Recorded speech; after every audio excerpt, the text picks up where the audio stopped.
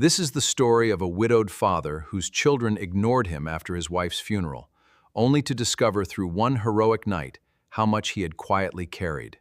At 6:41 on a cold Thursday evening, I stood outside Portland International Airport with one suitcase and my late wife's wedding ring beneath my shirt. I texted my children, "I'm back. Could one of you pick me up?" My son answered, "Quarter end is killing me. Take the train." My daughter wrote, "Dad, you should have arranged a ride," I replied. "No problem." 23 minutes later, an airport shuttle skidded across the rain-soaked transit lane, struck a delivery van, rolled onto its side and began filling with smoke. People screamed. Phones rose. I dropped my suitcase and ran toward it. 38 years, maintaining city buses taught me where the emergency releases were hidden. So I climbed through a broken window, opened the roof hatch, pulled a little boy free, helped his mother out, and went back because someone was still pounding from the rear. By midnight, the video was everywhere. By breakfast, millions had watched a gray-haired widower crawl into that bus while everyone else backed away. My children learned what I had done from strangers. What they discovered afterward hurt even more. Notebooks their mother left behind, documenting sacrifices I had hidden for decades. So tell me this, if your children ignored you on the loneliest night of your life, would you expose them when the whole world finally listened? Or protect them anyway? Subscribe and stay with me. The rescue was only the beginning. The harder part was deciding whether a family that arrived late deserved a way back. My name is Garrick Vale, and for 38 years, I kept buses moving through Portland. I started as a diesel mechanic at 23, worked through fleet diagnostics and safety systems, and retired at 68 as a transit maintenance superintendent. I knew air brakes, emergency windows, battery isolation switches, roof hatches, and the sounds machines make before something becomes dangerous. I believed that knowledge mattered because it kept ordinary days ordinary. I never imagined using it the night after my wife's funeral while my own children were too busy to come get me. Lenore and I were married 43 years. She had been a public school librarian, the kind who could remember which child had checked out a book 6 months earlier and which parent secretly needed help paying for a field trip. She believed small acts mattered because most lives were made almost entirely of them. She packed lunches with handwritten notes, kept spare gloves in her car for children who forgot theirs, and mailed birthday cards early enough that they arrived before the day instead of after it. I was the opposite. I fixed things, arrived when needed, and rarely explained how I felt, unless the situation involved a leaking pipe, a failed alternator, or a broken hinge. Lenore used to say I had mistaken reliability for communication and gotten away with it only because she translated me for everyone else. Cancer took that translator away. Her final 4 months were spent in Boise, where her younger sister, Celeste, lived near the treatment center that offered one last experimental protocol after the standard options failed. I flew back and forth from Portland every weekend until travel itself became a calendar of bad news. Thursday night flight, Friday hospital, Saturday, pretending we still had choices. Sunday, leaving, while Lenore smiled too brightly because she knew I hated going. When the doctors finally told us there was nothing else to try, she squeezed my hand and said, "Garrick, do not turn my ending into your whole future." I promised her I would not, which is the kind of promise people make when they are too frightened to understand what it will require. Her funeral was on Wednesday, November 12, under a sky the color of unfinished concrete.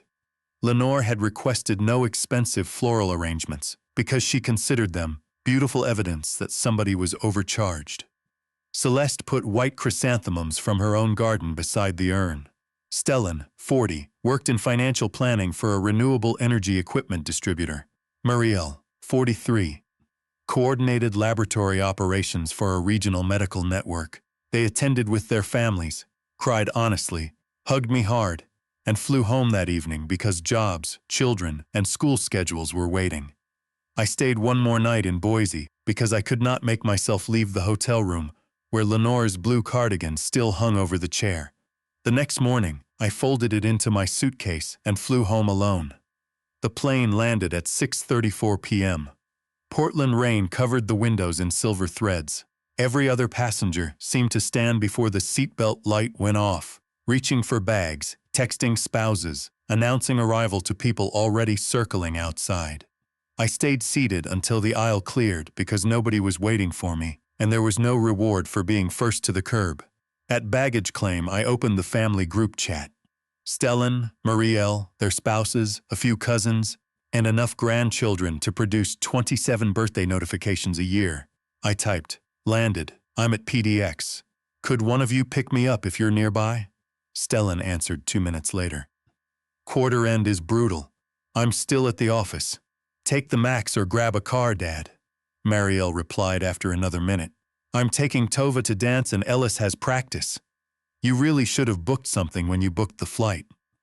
I stared at the screen. They both knew where I had been. They had stood beside me less than 30 hours earlier, while their mother's favorite hymn played in a small chapel in Boise. I could have written that I had not slept more than 3 hours in 4 nights. I could have said that Lenore's sweater was in my suitcase, and I did not want the first door I opened after burying her to belong to a stranger's car. Instead, I typed, "No problem." No problem had been my family's unofficial motto for years. I used it when Stellan's first business failed, when Marielle's divorce became expensive, and whenever the grandchildren needed something inconvenient. Lenore warned that people cannot appreciate weight they are never allowed to feel. I always answered that fathers carried what they could. Outside the terminal, rain blew under the overhang. I wheeled my suitcase toward the transit center, deciding I would take the light rail home. Near the curb, an older man struggled with a folding walker, while his granddaughter tried to lift 2 bags into a rideshare car. I set down my suitcase and helped. He thanked me and said, "Somebody raised you right." I almost told him Lenore had spent 43 years finishing the job. Then tires screamed.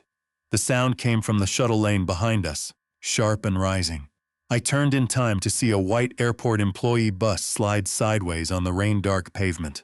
A delivery van had stopped near a service gate, and the shuttle driver tried to avoid it.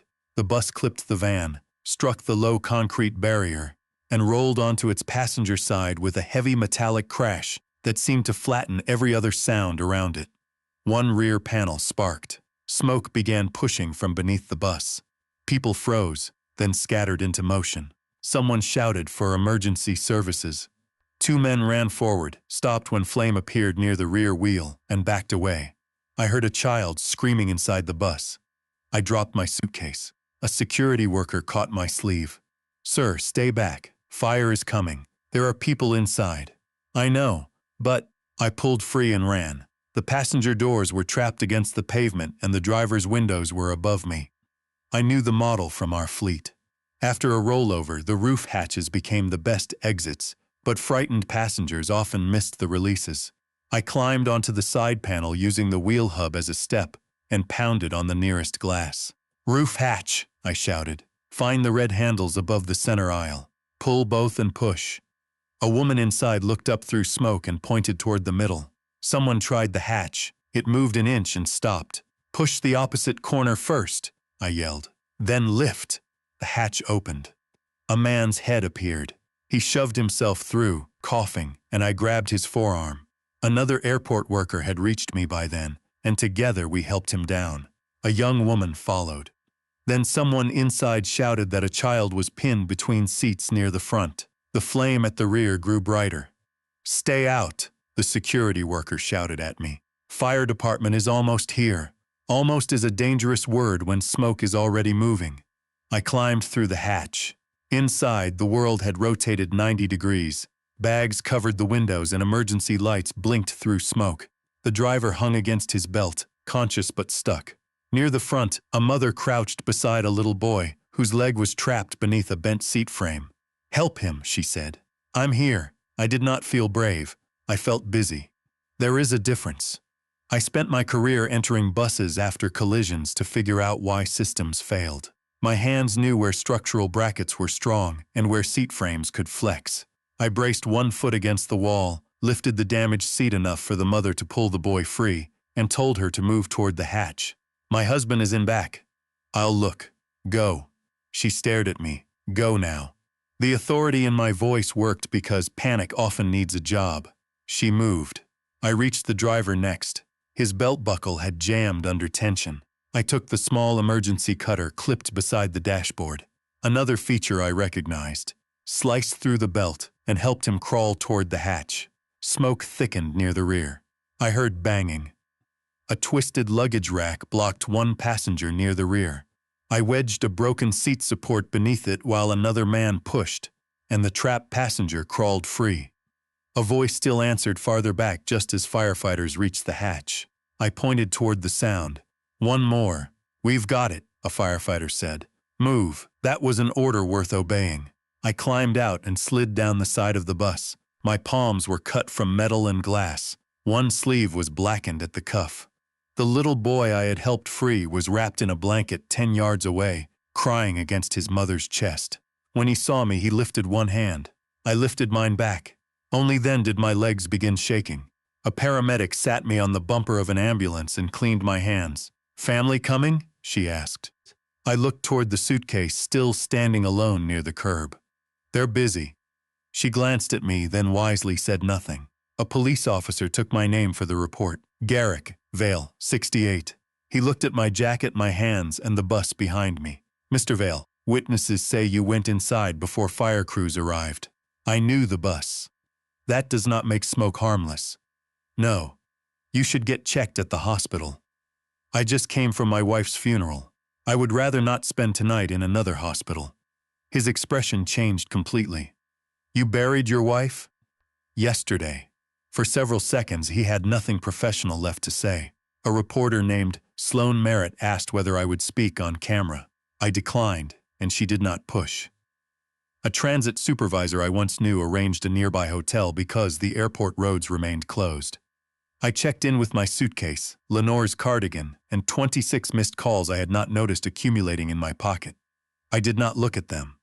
That night, people across Oregon watched a shaky phone video of an old man climbing into a smoking shuttle bus. Stellan saw it because his supervisor walked into his office and said, "Isn't that your father?" Mariel saw it because another parent at dance class turned a phone toward her and said, "Wait, your last name is Vale, right?" For the first time all evening, both my children were desperate to know where I was. I turned my phone face down and held Lenore's blue cardigan against my chest until I finally slept. Stellan learned what I had done from his supervisor, Renwick Hale, who walked into a conference room and placed a phone beside his laptop.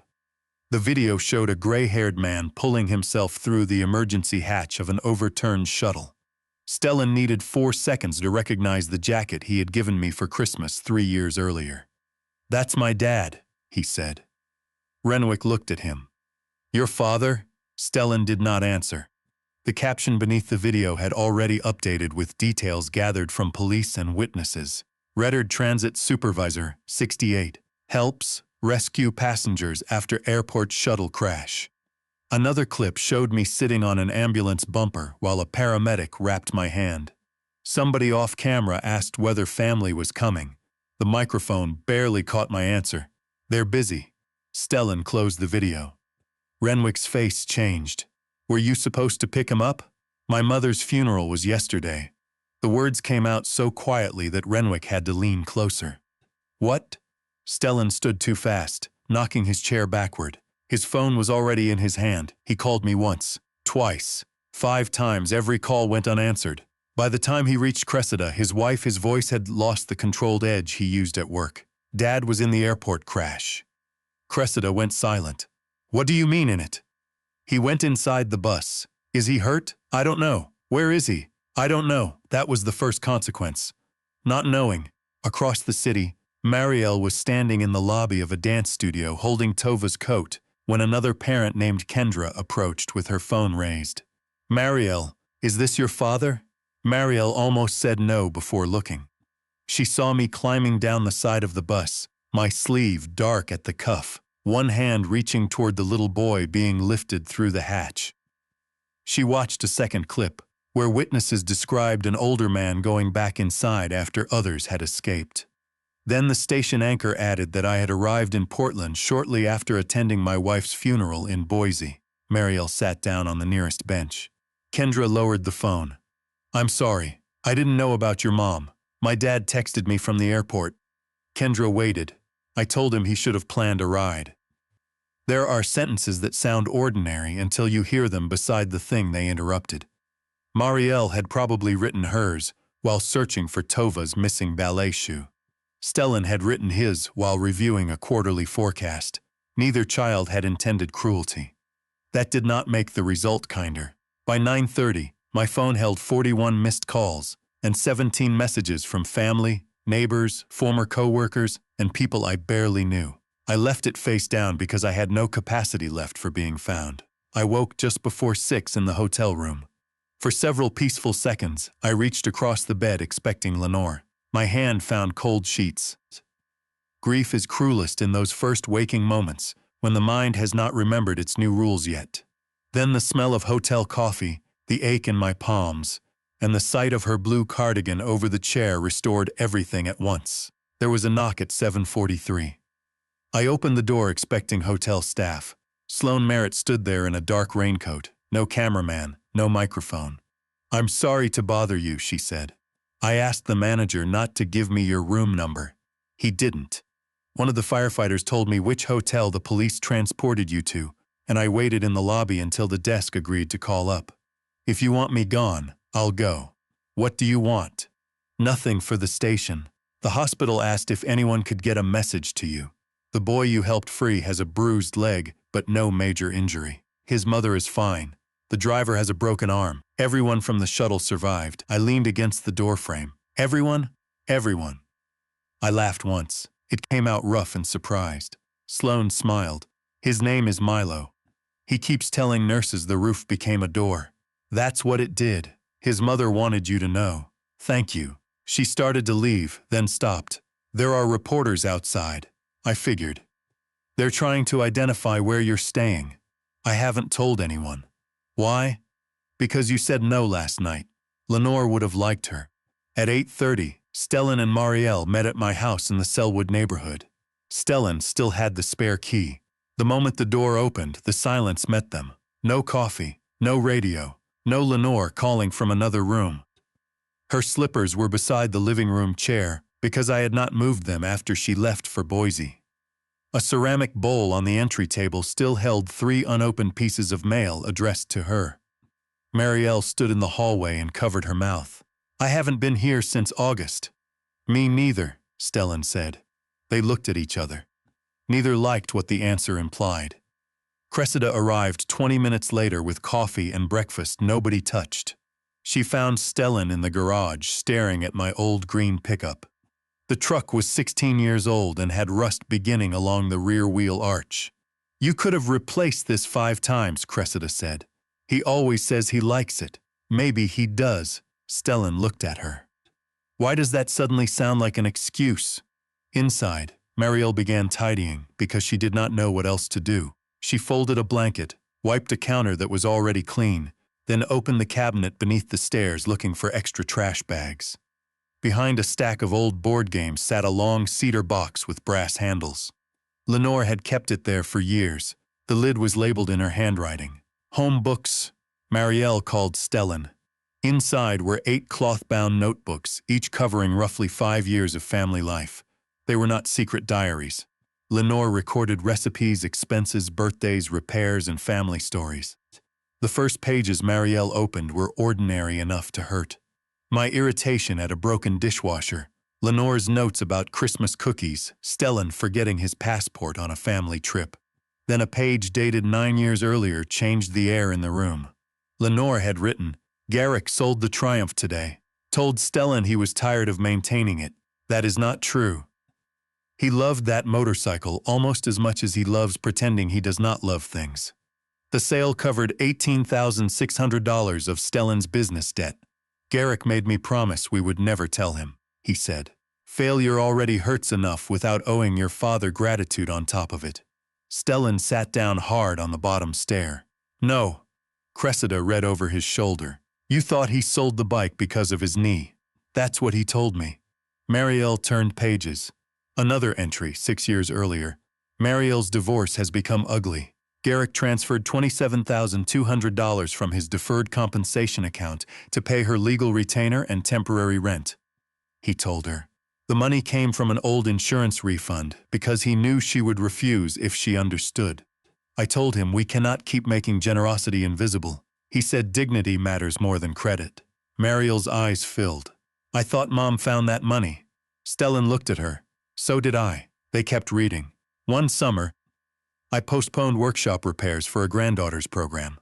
Another year, I took contract work so Marielle could reduce her hours during a custody dispute. None of the sacrifices alone would have destroyed me. That was the point. I never presented any of them as large enough to be remembered. Then they reached the final notebook. Lenore's handwriting had become less steady during treatment. The entry from 3 months earlier was written across 2 pages.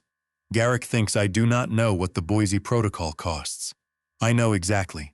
$146,000 so far, and he has moved nearly everything from the travel account and most of the consulting reserve. When I told him to stop, he said money is supposed to buy time when time is the only thing left worth buying. He still drives that ridiculous old truck. He says he likes it. Maybe he does, but I know he also likes making sure nobody else has to feel the price of his decisions. The final paragraph was shorter. If I do not make it home, I hope the children eventually understand their father's silence correctly. He is not detached. He is not made of stone. He simply believes love should arrive before anyone has to ask. I worry that, because he asks so little, they will someday mistake him for someone who needs little. Please do not make that mistake. Marielle stopped reading. Cressida sat beside her.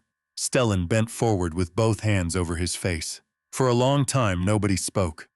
Finally, he said, he texted me after burying her and I told to take the train. Marielle whispered, I told him to plan better. Cressida closed the notebook carefully. Then stop saying what you said and start deciding what you do next. That sentence moved them. They called hospitals first, then police, then the airport. Eventually, an officer confirmed I had been taken to a hotel, but would not disclose the location. Stellan called every hotel near the airport. None would confirm I was there. Marielle sent message after message. Dad, I'm sorry. Dad, please tell us you're safe. Dad, I know sorry isn't enough. Stellan sent only one. I failed you last night. I know that now. Please let me come get you whenever you are ready. I read those messages at 10:12 while sitting on a bench beside the Willamette River after checking out through a side entrance of the hotel. Sloan had helped arrange a quiet car so the press would not follow me. I watched a tugboat move upstream and thought about Lenore's belief that rivers carried things whether they were ready to move or not. Stellan called. This time I answered. For several seconds, he could not speak. Dad. Yes. I'm sorry. I waited. Please come home. The words were the ones I had wanted at the airport. Now they arrived carrying guilt, fear, and the terrible knowledge that people sometimes understand a need only after the chance to meet it has passed. I'm not ready yet, I said. His breath caught. Okay, I need a little time. Okay, don't chase me. I won't. That answer mattered. I ended the call and put the phone beside me on the bench. For the first time since Lenore died, my children knew how much I had carried. I was not yet sure whether knowing would change the way they carried me. The city wanted a hero before I had figured out how to be a widower. By noon Friday, the shuttle video had been reposted by national news accounts, transit organizations, emergency response pages, and strangers who added music I had never chosen to a moment I barely wanted to remember.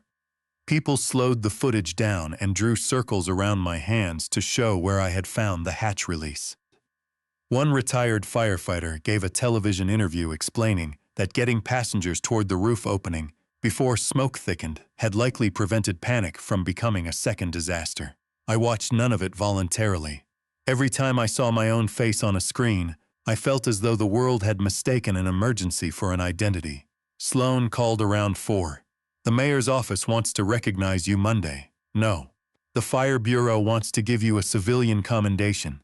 No. The hospital foundation wants you to meet Milo's family. I paused. That one maybe? I thought so. She waited, then said, my station wants an interview. 1 camera. No live audience. You can refuse any question. I already said no, you did. I'm asking once more because people are inventing the story around you. One station said you were homeless. Another said your wife died years ago. Someone online claims your children abandoned you permanently. I felt my jaw tighten. They don't know my children. Exactly. I looked across the river. Why do you care how they tell it? Sloan was quiet before answering. My father died during the first year of the pandemic in a nursing facility outside Salem. I had been postponing a visit because work was insane. Then visits stopped being allowed. Then he was gone. I know what it is like when a family mistake becomes a story you cannot edit afterward. That honesty earned her something. One interview, I said. No dramatic music. No footage of Lenore's funeral. No surprise family questions. I can agree to the first two. I can't promise not to ask about family if it matters, but you can refuse. Fair.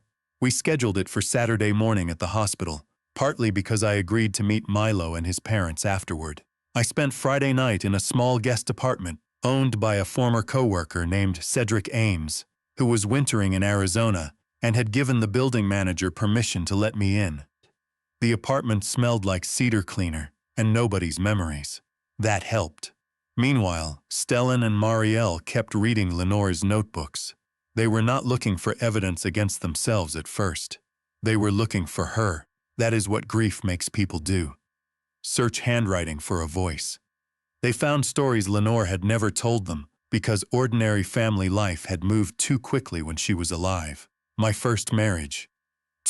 Delivered beside a broken-down city bus because the restaurant reservation was lost to a maintenance emergency. The year Stellan developed pneumonia, and I slept on his bedroom floor for 3 nights because Lenore had already missed too much work. The time Marielle crashed my truck at 17, and I spent an hour making sure she was unhurt before asking what happened to the bumper. Those pages softened what the financial entries had sharpened. Stellan found a notebook from 12 years earlier describing the collapse of a small logistics software venture he had tried to launch with a friend. He remembered the failure as the worst humiliation of his 30s. What he had forgotten was how quickly several creditors stopped calling. Lenore had written why.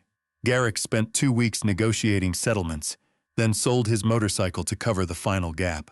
He says Stellan needs a clean chance to stand up, not a lifetime of reminders that Dad paid the bill. I told him consequences teach. Garrick said, shame and consequences are not the same thing. Stellan read the passage aloud to Cressida. I spent years telling people Dad never supported the company. Cressida looked at him. Did he ever correct you? No. Why? He stared at the page. Because then I would know. Marielle found something similar about her divorce. Lenore described nights I drove across town to sit outside Marielle's apartment because her ex-husband was arriving to collect property, and she was afraid the conversation might become volatile. I never went inside. I never told Marielle I was there. I parked across the street until the lights went out, then drove home. Lenore wrote, Garrick says she needs to know she can handle this herself. I asked why he drove there if he believed that. He said, because believing someone can stand does not mean you stop standing nearby. Marielle cried harder at that page than at the money. The notebooks also contained uncomfortable truths about me. Lenore wrote that I used generosity to avoid difficult conversations. She complained that I helped too quickly, then quietly resented being taken for granted. She wrote that I had taught the children to believe I required nothing because I treated every need of my own like bad timing. One entry said, Garrick's great weakness is that he wants to be dependable more than he wants to be known. Someday the children may love him deeply and still fail to see him. That will not be entirely their fault. Stellan underlined that sentence with his finger. She knew. Marielle nodded. She knew all of us. They stopped reading for a while after that. On Saturday morning, I arrived at St. Vincent Medical Center through a staff entrance. Sloan had kept her word. 1 camera, 1 sound technician, 2 chairs in a small conference room. No dramatic lighting, no crowd. My hands were bandaged lightly but usable. The bruise on my shoulder had turned a shade Lenore would have described as ugly plum. Sloan began with the crash. She asked what I saw, why I approached, and how I knew the emergency hatch system. I explained. that panic makes people pull harder when sometimes the mechanism requires a different direction. I described the bus as a machine with known exits, not a burning mystery. She asked whether I was afraid. Of course. You went in anyway. Fear and action are allowed to happen at the same time. She let that answer sit. Then she asked, "You had just returned from your wife's funeral." "Yes." "How long were you married?" 43 years. "What was her name?" "Lenore." I said it carefully because hearing her name in that room made the whole interview suddenly real. "What do you think she would say about what you did?" I almost smiled. She would say I ignored obvious safety instructions and then make me explain why. Sloane laughed softly. "And after that?" "She would be glad the passengers went home." Then came the question I knew was waiting. "Why were you alone at the airport?" I looked at the camera. There are moments when truth can become a weapon simply because enough people are listening. I could have quoted Stellan exactly. I could have repeated Marielle's message word for word. I could have told millions of strangers that my children knew I had buried their mother and still told me to arrange my own ride. The anger in me had not disappeared. It was simply no longer driving. "They have full lives," I said. "Jobs, children, schedules. We all misjudge what another person needs sometimes." Sloane watched me. "Did they know what day you were coming home?" "They knew." "Were you disappointed?" "Yes." "Angry?" "Yes." "Then why protect them?" I folded my hands. Because public humiliation does not repair a private failure. If my children did something they regret, I want the regret to lead somewhere. I don't need strangers helping me punish them. The camera operator looked up. Sloane asked quietly, "Have you spoken to them?" "Yes." "Are you going home?" "When I'm ready." The interview ended there. Afterward, Milo's parents met me in a family waiting room. His mother, Cara Solano, hugged me before asking permission. His father, Tomas, shook my hand with both of his. Milo sat in a wheelchair only because hospital policy insisted, one leg wrapped and a toy bus on his lap. He was 5 years old and immediately offended by the entire concept of gratitude. "You broke the roof," he told me. "I opened it. You kicked it. I may have encouraged it." His parents laughed. Milo held out the toy bus. Someone had drawn a red arrow on its roof with marker. "That's the door now." I swallowed hard. "Yes, it is." He asked whether I wanted the bus. I told him he should keep it, because engineers require accurate models.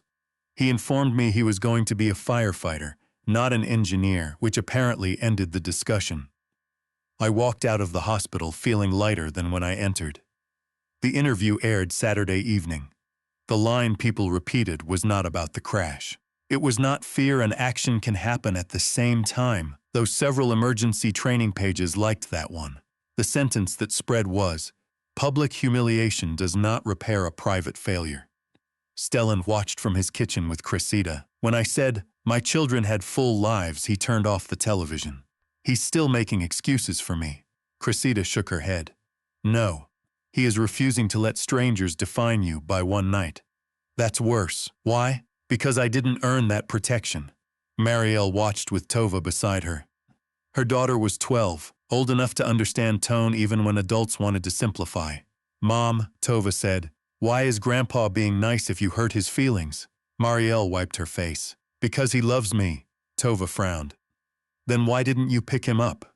Children can ask questions adults spend entire careers learning to avoid. I made a selfish choice. Are you going to fix it? I'm going to try. The next morning, neighbors began leaving things on my porch.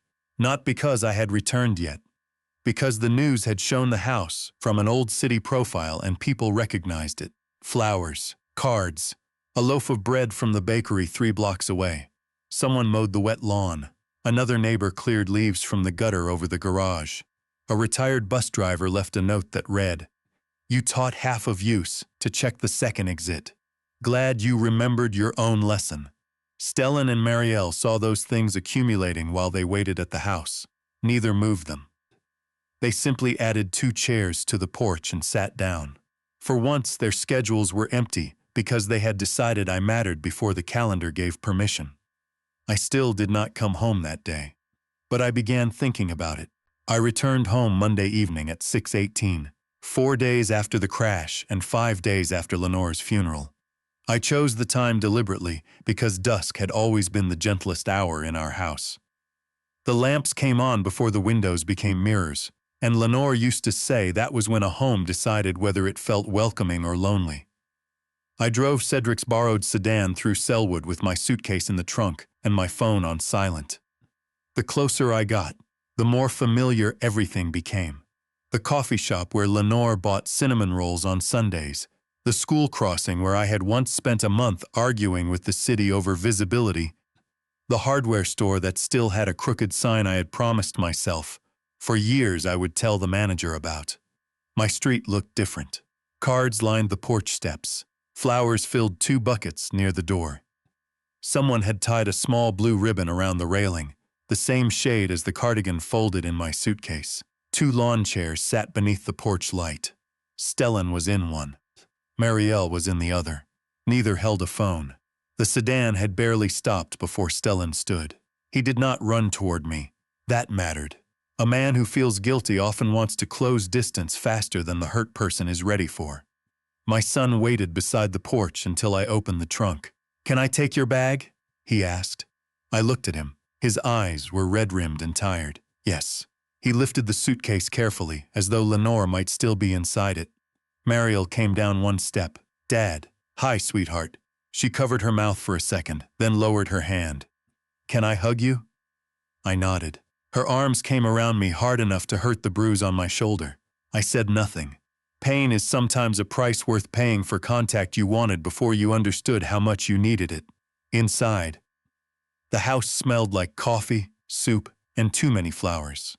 Cressida had organized the cards into stacks on the dining table. Neighbors had filled the refrigerator with casseroles. Somebody had replaced the porch bulb I kept forgetting to buy. Lenore's rocking chair remained exactly where I left it. Seeing it nearly stopped me at the doorway. Marielle noticed. "We didn't move anything. Thank you." Stellan put my suitcase in the hallway. "We found Mom's notebooks," I guessed. His face tightened. "Did you leave them for us?" "No, they were hers. I never considered them mine to hide." We sat at the dining table. Lenore had served Thanksgiving dinner at that table for decades, though the number of guests had changed from 6 to 20 to 12 depending on marriages, grandchildren, disagreements, and weather. That night there were only 3 mugs of coffee and a stack of notebooks between us. Stellan opened one, but did not read. "Why didn't you tell me about the motorcycle?"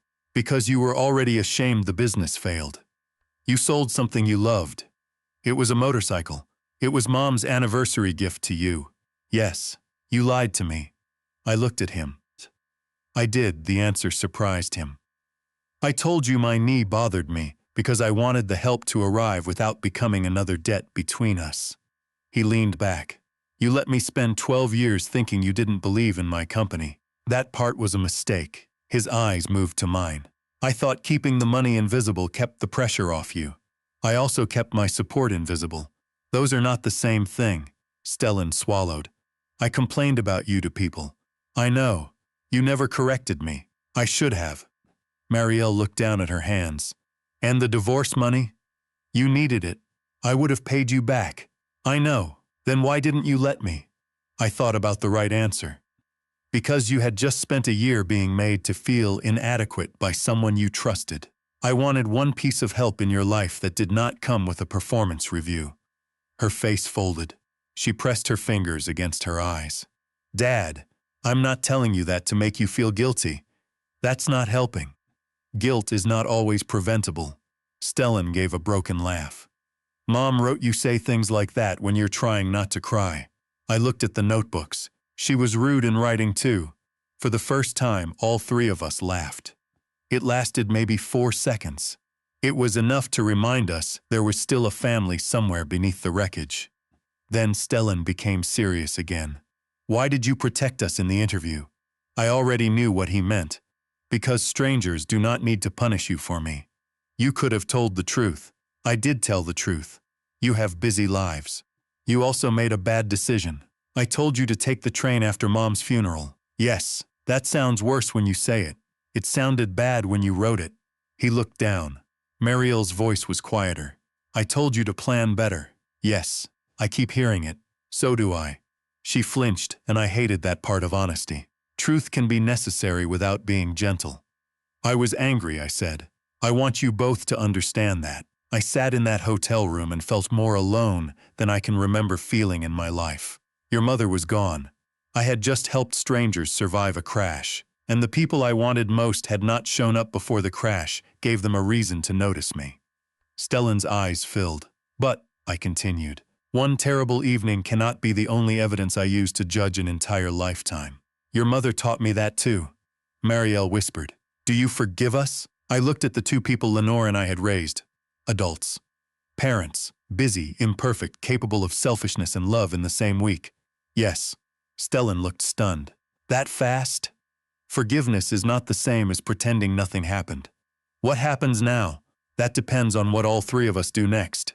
He nodded slowly. I opened one of Lenore's notebooks. Near the back, she had written a list titled, Things Garrick Will Pretend He Does Not Need After I'm Gone. Under it were 6 items, decent meals, invitations he does not have to organize, somebody to ask twice when he says he is fine, help with the garden even though he will object, people in the house occasionally, and reasons to leave the house when grief makes staying easier. Marielle read over my shoulder and laughed through tears. She planned posthumous management. She was controlling. She was right. Frequently. Stellan touched the page. We can do better. I closed the notebook. Do not turn me into a project. We won't. Do not show up because a news camera made you afraid of what people think. We won't. Do not call every day for 2 weeks and disappear after guilt wears off.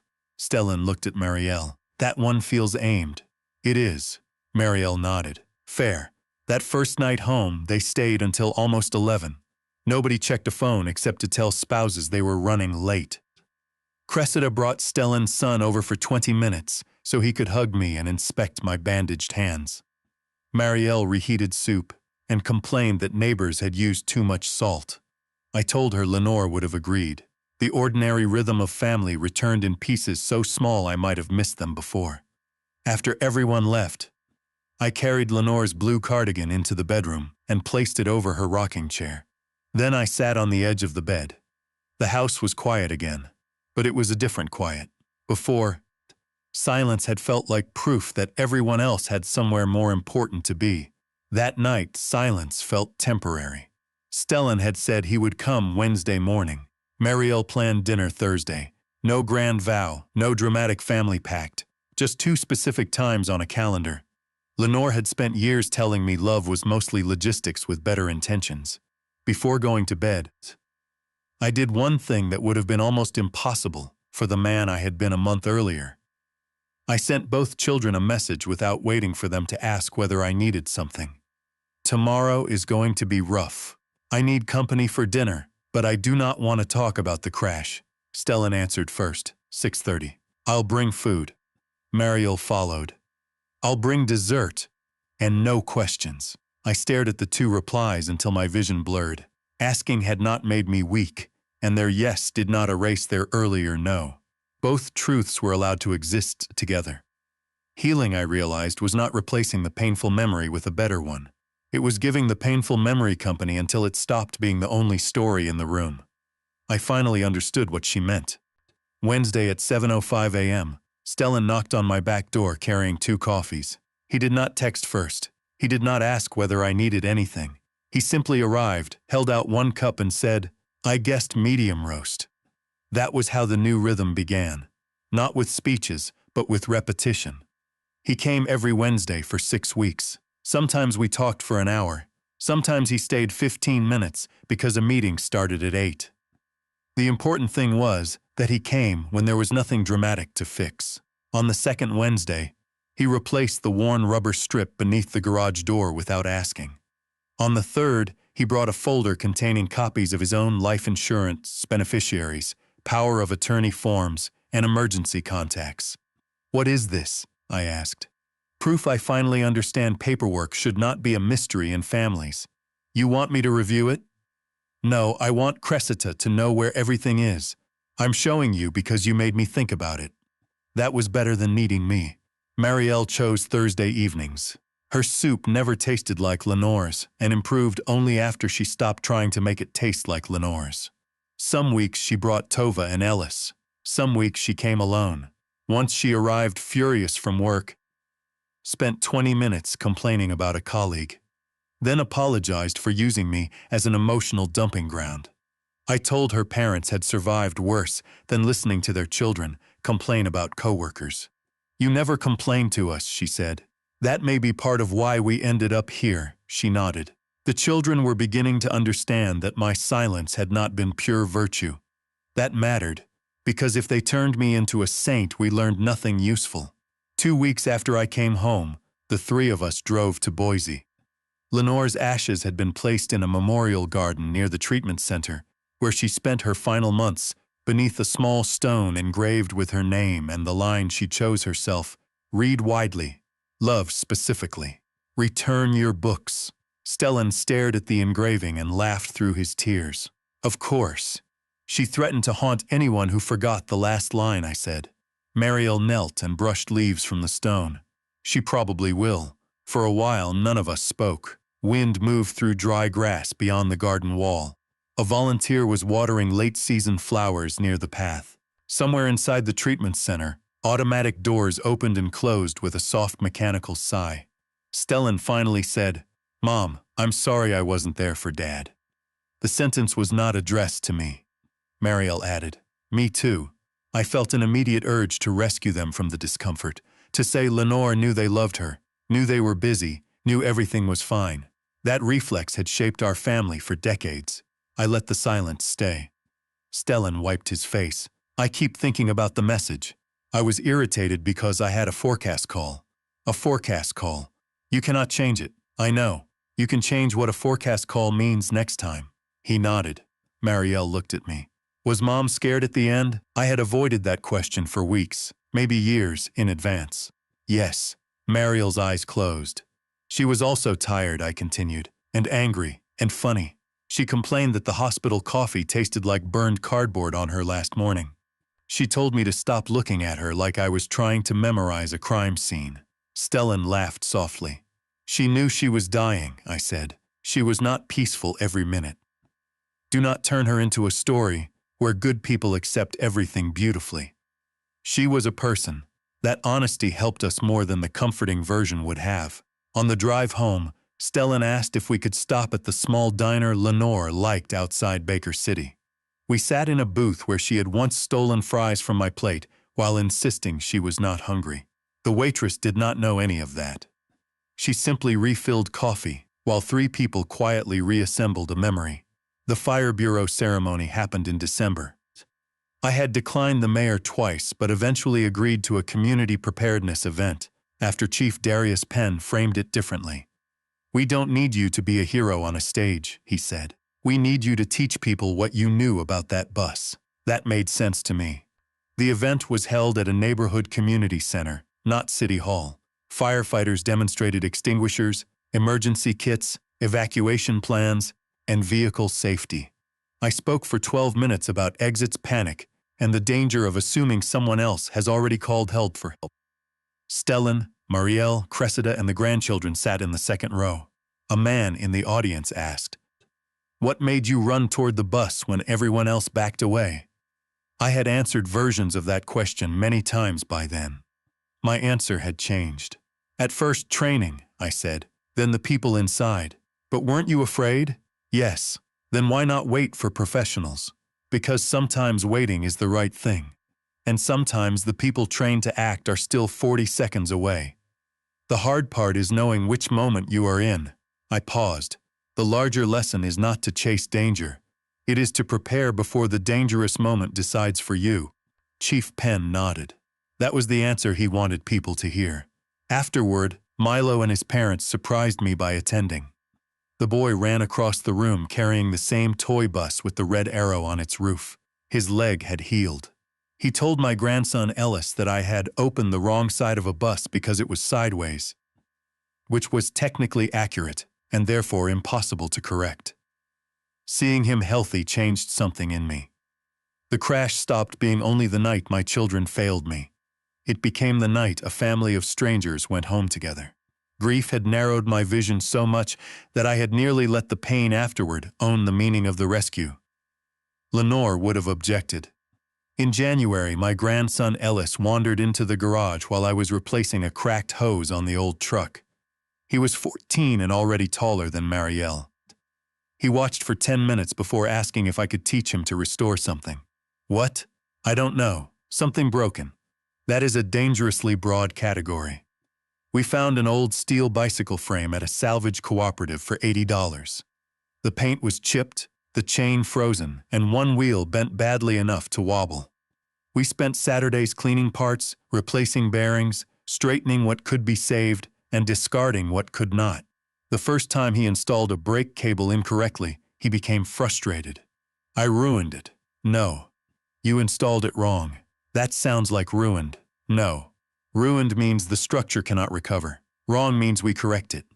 He looked at the bicycle, then at me. Is this one of those grandpa life lessons? Unfortunately. He groaned. I laughed harder than the joke deserved. By February, the bicycle rolled straight. So did the family, mostly. There were setbacks. Stellan missed one Wednesday without calling, and I was more hurt than I wanted to admit. He arrived that evening and apologized before I said anything. Marielle canceled dinner twice during a difficult week at work, then rescheduled, instead of letting the routine disappear. I learned to say, I was disappointed, instead of no problem. They learned that my disappointment was survivable. That may have been the most important repair of all. The family also began creating small rules that would have sounded ridiculous before the crash. If someone needed airport pickup after a funeral, surgery, or any trip involving bad news, the answer could not be figure it out without an actual emergency on the other side. If somebody said, I'm fine immediately after losing someone, another person had to ask one specific question instead of accepting the phrase as a medical clearance. We laughed while inventing the rules, but we wrote them on the inside cover of Lenore's final notebook. She would have loved the absurd bureaucracy of it. One Thursday, Marielle said, Mom wrote that you wanted to be dependable more than known. I remember. Are you trying to change that? I thought about it. Yes. How? I told Stellan I was angry he missed Wednesday. She smiled. Revolutionary. I hated it. Good. Why good? Because now we get a chance to know what you actually need instead of guessing that you need nothing. I looked at her and saw Lenore so strongly in the expression that I had to turn toward the window. For 43 years, my wife had been the interpreter between my love and everyone else's understanding of it. After she died, I thought I had lost the language. It turned out I simply had to start speaking for myself. By March, the news cycle had moved on. That was a relief. The shuttle crash became a clip that occasionally resurfaced when local stations needed footage for transportation safety stories, but strangers stopped recognizing me at the grocery store. The mayor's office mailed the commendation I had declined to receive publicly, and I put it in a drawer, beneath old warranty papers. Milo's family sent a photograph of him wearing a firefighter costume at his 6th birthday. Life began returning to the scale where most of it actually happens. Appointments, coffee, yard work, overdue library books, and whether the refrigerator had anything worth eating. The family routines held.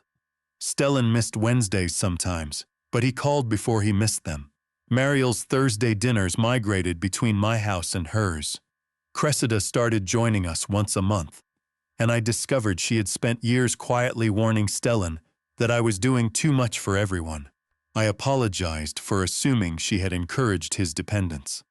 She laughed and said, Garrick, I married the dependents. I have documentation. Stellan objected, which gave us all something harmless to argue about. The real test came over something so small I almost avoided telling them. The cuts in my right palm healed badly around one tendon, leaving 2 fingers stiff enough that I struggled with certain grips. A hand specialist recommended a short outpatient procedure followed by therapy. The medical part did not frighten me. The transportation instructions did. I would be sedated and could not drive myself home. My first instinct was to arrange a medical car service. I had the website open on my laptop when Lenore's list came back to me. Somebody to ask twice when he says he is fine. I closed the page and stared at my phone. Then I called Stellan. He answered on the first ring. Hey Dad, I need a ride next Tuesday. There was a half-second pause. What time? Procedure at 9. They want me there at 7:30. I'll be at your house at 6:45. That is too early. I know you. You work. I have leave.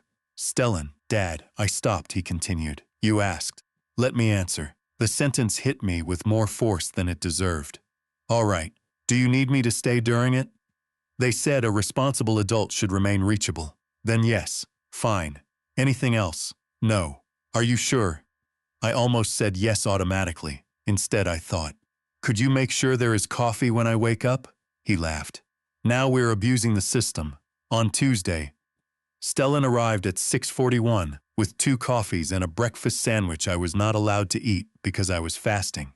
I accused him of cruelty. He ate it in front of me and called it boundary training. At the clinic, he filled out nothing for me, answered no questions I could answer myself, and did not turn the morning into a performance of being a good son.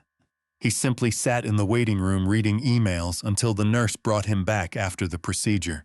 I woke groggy enough to dislike everyone. Stellan held up a paper cup. Coffee when the nurse approves it. You have become controlling. Genetic. The procedure went well. He drove me home, heated soup, and left after I said I wanted to sleep. Before walking out, he placed the medication instructions on the counter and said, I'm calling at 8.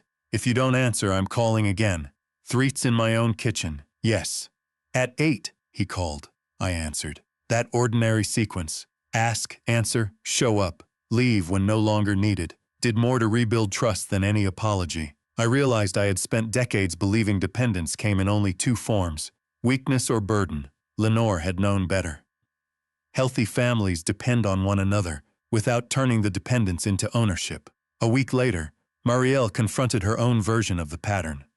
She arrived Thursday with dinner and found me trying to move a heavy planter by dragging it across the porch with one hand. What are you doing? Moving a planter. You just had hand surgery. It is the other hand. You have 2 hands for a reason. So does the planter. She stared at me. That sentence makes no sense. It made sense before you interrupted. She put down the food, called Ellis from the car, and the 2 of them moved the planter in 10 seconds. I could have done that, I said. Marielle folded her arms. I know. That is apparently the problem. I laughed. The journals became less painful over time. Stellan took 2 home to scan so each sibling could have copies. Before doing so, he asked me whether I wanted any pages kept private. I told him anything Lenore wrote about our marriage belonged first to her memory, not to family curiosity. He accepted that without argument and skipped the sections I marked. Respecting a dead woman's boundary was not dramatic, but after weeks of learning how easily love can turn into assumption, it mattered. One evening, Stellan found an entry from the year he was 12. Lenore wrote that I had refused a promotion requiring constant travel because Stellan was having trouble at school and Marielle had just started high school. The promotion would have increased my salary by almost 20%. I never told either child it existed. He brought the notebook on Wednesday. Why did you turn it down? You were having a rough year. I had bad grades. You had bad grades because you were being bullied and pretending you weren't. His face changed. You knew? Your mother knew. Therefore I knew. I thought you stayed in the garage division because you lacked ambition. I laughed. Who told you that? I think I did, probably. He stared at the page. You could have had a different career. I had the career I chose. Because of us, partly. Do you regret it? No. He looked frustrated. How am I supposed to process that? Not everything somebody gives up becomes an injury. Sometimes sacrifice is simply a decision whose value was obvious at the time. He closed the notebook slowly. That's the part I didn't understand. I thought if you didn't complain, it didn't cost you anything. There it is. We sat with that. In April, Sloan Merritt asked whether I would participate in a follow-up story about family response to viral attention. I declined at first. Then she clarified that the story would focus on what happened after public moments end, not on exposing my children. I discussed it with Stellan and Marielle before answering. Stellan said, if you want to tell them I was awful, you can. I do not want to. You have permission. I do not need permission to tell my own story, he winced. Fair. Marielle asked, what would you want the story to do? That was the right question. Remind people not to wait for a catastrophe before they ask what someone needs. So I agreed. The second interview was filmed on my porch. No footage of the crash played behind me. Sloane asked what had changed since that night. I ask for things now, I said. She smiled. That sounds simple. It is terrible. What did you ask for recently? A ride to hand surgery. And? My son came. What did that mean to you? I looked toward the street. It meant the first failure did not have to become the family's final pattern. She asked whether I regretted protecting my children during the first interview. No, even knowing how much public sympathy you might have received.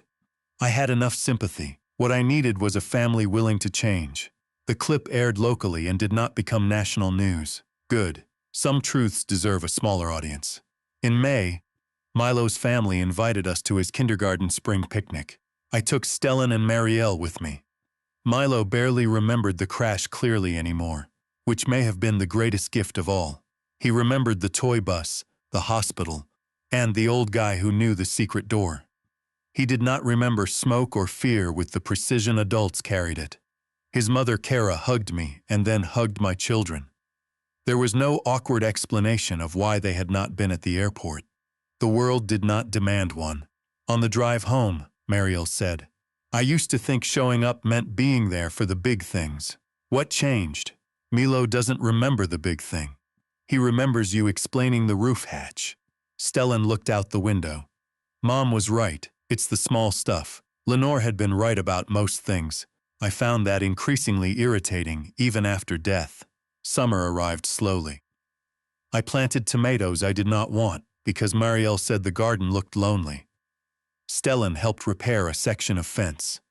Ellis finished the bicycle and rode it badly for 2 weeks before getting good at it. Tova began, spending Friday afternoons in Lenore's old reading chair with novels she borrowed from the library. The house filled differently now. Not constantly, not noisily. Enough. One evening, after everyone had gone, I sat on the porch and realized I had asked Stellan to help with the fence without rehearsing the request first. The significance of that embarrassed me. For a man who once crawled into an overturned bus without waiting for help, learning to ask for it turned out to be the braver thing. A year after Lenore's funeral, we returned to Boise together. No reporters, no fire department, no viral videos. Just Stellan driving Cressida beside him, Marielle and I in the back. And 2 grandchildren arguing quietly over music until I threatened to choose the playlist myself. That ended the disagreement immediately because my musical preferences had become a family deterrent. We reached the memorial garden shortly after noon. November had stripped most of the leaves from the trees, and the air carried the dry cold that arrives before snow decides whether to commit. Lenore's stone was clean. Someone from the treatment center had placed a small library card made of painted wood beside it, probably remembering her profession. Tova added a bookmark she had made. Ellis placed a tiny brass bicycle bell near the base because, according to him, Grandma would have preferred something useful. Stellan stood with his hands in his coat pockets. 1 year, yes. It feels like 3 weeks and 10 years. That is grief. Marielle touched the stone. Do you think she'd be happy with us? I considered the question. She would be happy we're trying. Then she would identify 6 things we could improve. Cressida laughed. Only 6? Anniversary edition. We stayed longer than the weather deserved. There were no apologies this time. We had said them. Repeating guilt can become another way of centering yourself. And I did not want Lenore's memorial turned into an annual trial. Instead, we told stories. Stellan remembered the time she returned a television because the remote had too many unnecessary ambitions. Marielle remembered being banned from folding library pages down. I remembered the first time Lenore met my mother and corrected her grammar within 15 minutes. Love became funny again, which was one of the clearest signs that grief was changing shape. On the drive back, we stopped at the diner outside Baker City. We occupied 2 booths now because the family had expanded into spouses and grandchildren. I watched Stellan divide fries with Ellis and Marielle argue with Tova about a college visit. Ordinary noise. I once believed love proved itself by removing difficulty from the people around me. Sitting there, I understood that sometimes love is simply remaining near enough to witness people carry their own difficulties. My life after the crash did not become grand. I did not start a foundation. I did not write a book. I did not travel the country giving speeches about courage. I returned to the neighborhood where Lenore and I had lived for 31 years and kept doing small work. Twice a month, I helped the Transit Bureau train new maintenance supervisors on emergency egress systems. I volunteered with the Community Preparedness Program when Chief Penn needed someone to explain vehicle safety without terrifying everyone. I repaired the old truck until even Stellan admitted replacing it might be more rational than loyalty. I eventually bought another truck. That deserves mentioning because my family treated the purchase like a national holiday. The old green pickup had 241,000 miles when the transmission finally failed. I stood beside it at the repair shop, while a mechanic young enough to be my grandson explained the estimate with unnecessary gentleness. "It's okay," I told him. "You can say it's finished." He looked relieved. I sold the truck for parts and bought a 5-year-old silver pickup with sensible mileage. Stellan offered advice. I ignored most of it. Mariel asked whether I felt guilty spending money on myself. Yes, and I bought it anyway. She smiled. Mom would frame that receipt. The private savings Lenore worried about had not disappeared entirely. After her treatment bills, funeral costs, and the ordinary expenses of life, there was less than before but enough. I reviewed my estate plan with an attorney and did something I should have done years earlier. I told Stellan and Marielle exactly where the important documents were and roughly how everything was structured.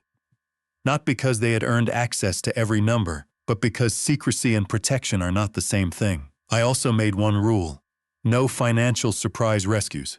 Stellan raised an eyebrow. Meaning, if you ask for money, we discuss whether it is a gift or a loan before anything moves. If I say no, no one interprets it as a test of love. Marielle nodded. Fair. And if I help, I do not hide it so well that I become resentful when nobody understands the cost. Stellan smiled. That one is for you. Unfortunately, we all had rules now.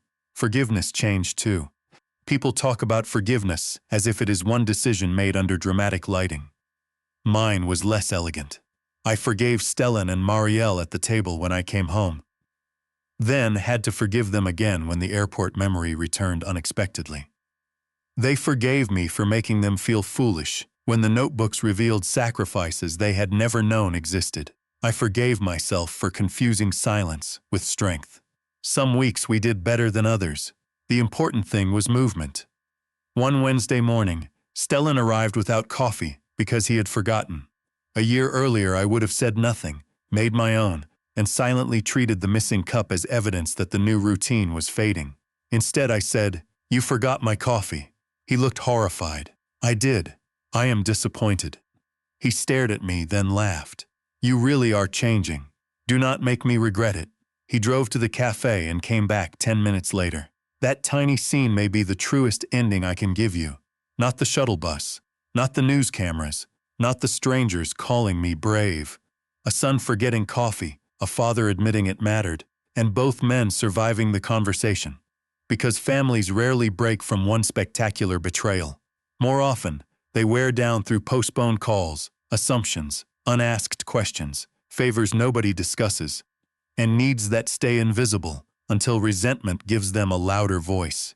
The airport was only the moment our quiet failures became impossible to ignore. If you take anything from my story, let it be this. Do not wait for sirens to discover who matters to you. Call the person you keep meaning to call. If your parent says they are fine, ask one more question before believing the answer automatically. If you need help, say so before disappointment turns into a secret test nobody knows they are taking. If someone has supported you for years, become curious about what that support cost them, not because you owe them your life, but because gratitude requires seeing the whole person. And if you are the one who always carries everyone else, understand this too. Silence can look like strength from the inside and invisibility from the outside. People cannot respond to needs you train them never to see.